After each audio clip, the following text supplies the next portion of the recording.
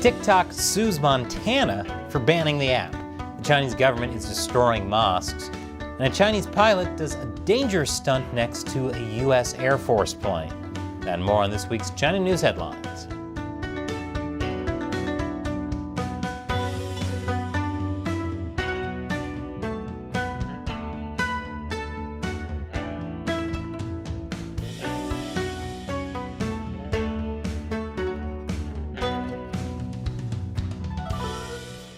Welcome to China Uncensored. I'm Chris Chappell. This episode is sponsored by Surfshark. Whenever you go online, you should be using a VPN like Surfshark to cover your tracks and protect your identity. So, last week I reported that the China Uncensored Truth Social account had been taken offline due to egregious violations of their terms of service. Well, I have some good news. The account is back up. Not long after I published that video, Truth Social sent me an email saying the account was inadvertently banned due to a bug in its bot mitigation system. It also claimed they had sent me an email earlier that day, which I never received. But hey, not complaining. At least now I can get the truth again. A Chinese military jet harassed a U.S. Air Force plane above international waters in the South China Sea. The U.S. Indo-Pacific Command reported this week that a pilot of the PLA Navy did an unnecessarily aggressive maneuver in front of a U.S. Air Force plane. It claimed the Chinese pilot flew so close to the nose of the U.S. plane that the plane was rocked by the force of its wake. The U.S. military said it happened last Friday while the U.S. pilot was flying in international airspace over the South China Sea.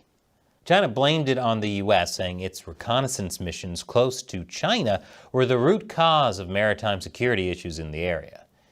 Because of course it's the United States' fault whenever anyone does stupid things like this. I'm sure that was also the reason this Chinese Navy plane came within 20 feet of this U.S. Air Force plane last December. And speaking of Chinese planes, China's homegrown passenger jet took its first commercial flight this week. The COMAC C919 took about 130 passengers from Shanghai to Beijing. So far so good, but I don't think I'm going to be getting on one of those anytime soon. If they're anything like Chinese roller coasters, you're really taking your life into your own hands when you get on board. COMAC is a state-run company and stands for Commercial Aircraft Corporation of China. It's trying to compete with the United States' Boeing 737 and France's Airbus A320, which have a duopoly on the market. While China claims it's domestically made, large parts of the plane are supplied by foreign companies. U.S. engine maker GE Aviation and France's high-tech industrial group Safran were two of its biggest suppliers. And given how much Chinese hacking there is of U.S. and other countries' trade secrets, I'm sure the C919 is about as natively Chinese as fortune cookies are from China. You may see them in every Chinese restaurant, but that doesn't mean they're actually Chinese. And after the break, TikTok is suing the state of Montana. Welcome back. There are only 5 religions that are allowed in China. And if you've been following the genocide of the Muslim Uyghurs in China, you may be surprised to learn that Islam is one of them.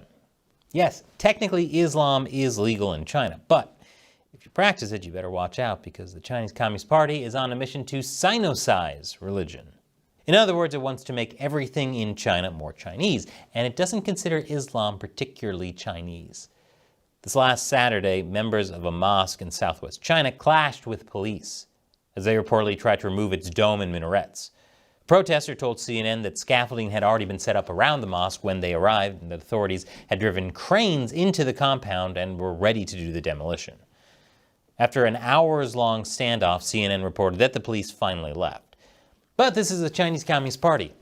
No one ever comes out of a fight with the police without a target on their back. A source told CNN that police were arresting people after the fact and issuing threats to others to turn themselves in or face harsher punishments. The mosque is located in Najiaying village of Yunnan province, which is mostly Hui, an ethnic minority in China. The Najiaying Mosque and the Grand Mosque in the neighboring village of Shadian are considered to be the last 2 government-approved Arabic-style mosques in China. Well, apparently not anymore.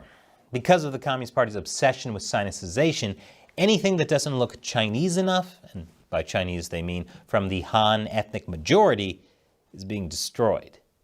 As the Government State Council put it in a white paper on the region of Xinjiang, which is made up of mostly Uyghur Muslims, Only by regarding Chinese culture as an emotional support and spiritual home can we promote the prosperity and development of ethnic cultures in Xinjiang. And for those who don't do as they're told, the party will make life hell. Speaking of making hell, TikTok isn't going to go quietly into the night. After Montana signed a bill preventing app stores from allowing downloads of the app in the state, TikTok sued.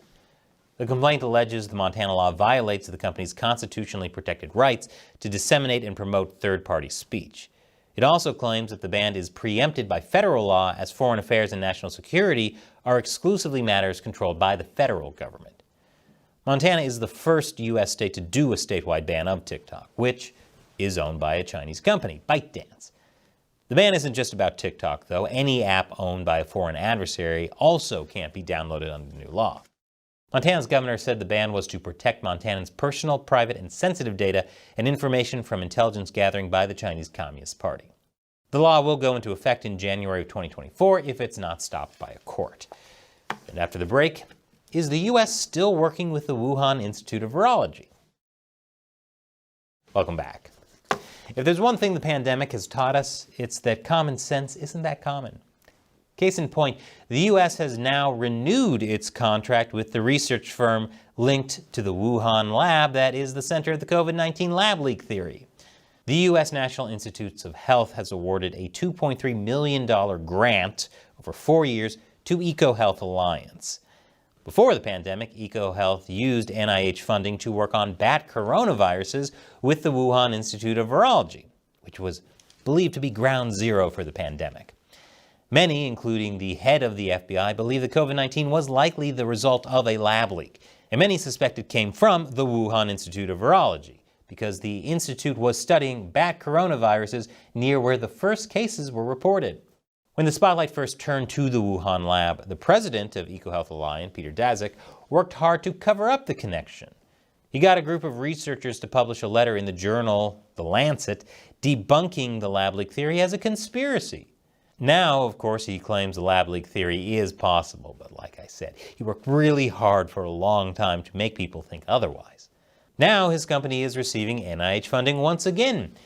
And as if that wasn't bad enough, guess what the new grant is for? Studying bat coronaviruses. I think I'm going to start investing in face masks, PPEs, and sourdough starter because I'm sensing another pandemic coming on. Now, the contract says EcoHealth can't use the money for gain-of-function research, collecting samples from the wild, or working in China. But that doesn't mean China's totally out of the equation. Daszak defended the grant's renewal, telling DailyMail.com the funding would be used purely for lab work and to analyze samples that were already collected in sequences at the Wuhan Institute of Virology and other institutes worldwide. Yeah, I don't know what to say. If I had a way to bottle and sell stupidity, maybe this would seem like a good idea. But 2 people accused of acting as illegal agents of the Chinese government were arrested in California this week.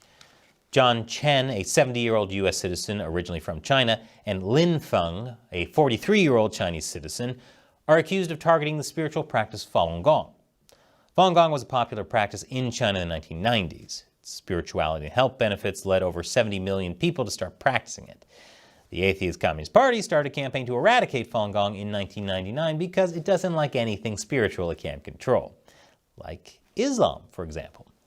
Chen and Feng were charged with making a false whistleblower complaint about a nonprofit run by Falun Gong practitioners. According to prosecutors for the Southern District of New York, the 2 tried to bribe an IRS agent to advance their complaint. Their goal was to get the tax-exempt status of the nonprofit removed, and they allegedly offered bribes of up to $50,000 for an audit of the group. Fortunately for them, instead of bribing an IRS agent, they bribed an undercover law enforcement officer. The 2 also allegedly worked with a Chinese government official to further the Chinese government's campaign to oppress and harass Falun Gong practitioners. They're charged with not registering as an agent of a foreign government, bribery, and money laundering charges in the state of New York. And this episode has been sponsored by Surfshark.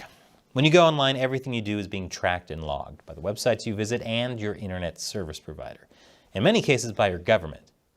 That's why no matter where you live or what you do online, you should always be keeping your internet activity private with a VPN. And now, Surfshark has servers you can connect to in over 100 countries. That's more than any other VPN. So that makes your connections faster and more reliable. Plus, Surfshark has top-of-the-line encryption and a no-logs policy, meaning they don't collect your browsing data. In fact, Surfshark was rated Editor's Choice for the best VPN for privacy and security by PC Mag. So check out Surfshark. With just one Surfshark account, you can connect as many devices as you want. Try it out now. Surfshark has a special deal that includes 83% off a 2-year plan plus 3 extra months for free. You can protect yourself for just $221 a month. So go to surfshark.com/uncensored and use the code uncensored to secure this deal. The link is in the description below. Once again, I'm Chris Chappell. Thanks for watching China Uncensored.